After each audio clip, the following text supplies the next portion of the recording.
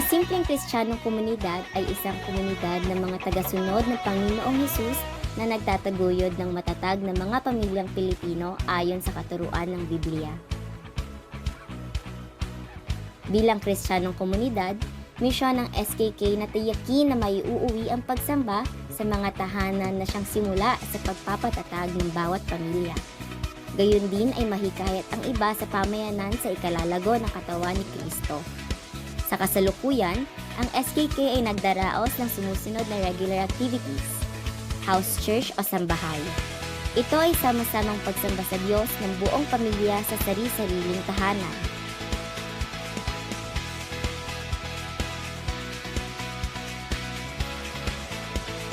Area fellowship. Ito ay ang pagsasama ng mga pamilya sa isang area o barangay upang magpalakasan sa isa't isa at sumamba sa Diyos ng magkakasama.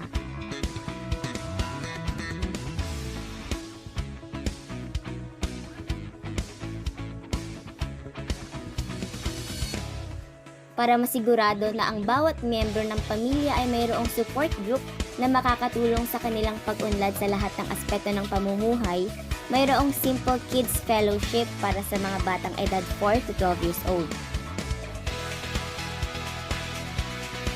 Simple Youth Fellowship o S-Youth naman para sa mga edad 16 to 20 years old.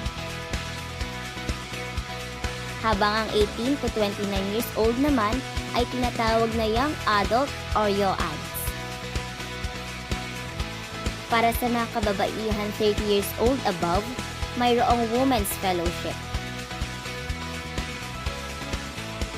Para sa kalalakihan ng 30 years old and above din ay mayroong Men's Fellowship. Para naman sa pagpapatatag ng relasyon ng mag-asawa at sa partnership nila sa pagpapalaki sa kanilang mga anak, ay mayroong Couples Fellowship. Mayroong ding isinasagawang leadership training para sa mga magulang at sa mga nagnanais mag-facilitate ng Bible studies sa kanilang pamilya o small groups. Mayroon ding taunang pagtitipon gaya ng Christmas party, General Assembly at Family Camp para mas mapatatag pa ang relasyon bilang komunidad.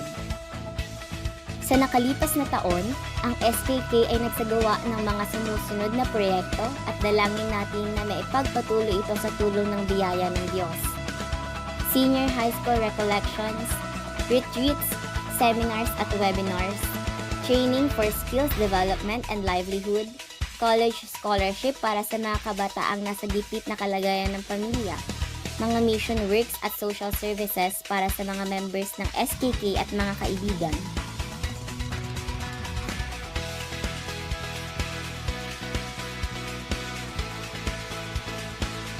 Mayroon din tayong isang ektaryang lupa na idinadevelop para gawing SKK Farm Village. Kamakailan ay sinimulan din natin ng SKK Savings and Credit Association.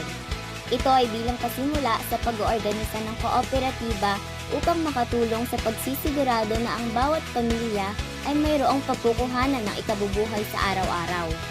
Nag-iisip pa ang SKK ng ibang proyekto kagaya ng pangangalaga sa kalikasan, urban gardening, health and wellness, culture preservation, disaster risk reduction at iba pa.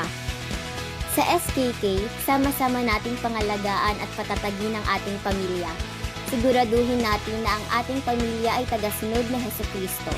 May pag-ibig sa Diyos, sa kapwa-tao at pag-aalaga sa buong sanlilikha.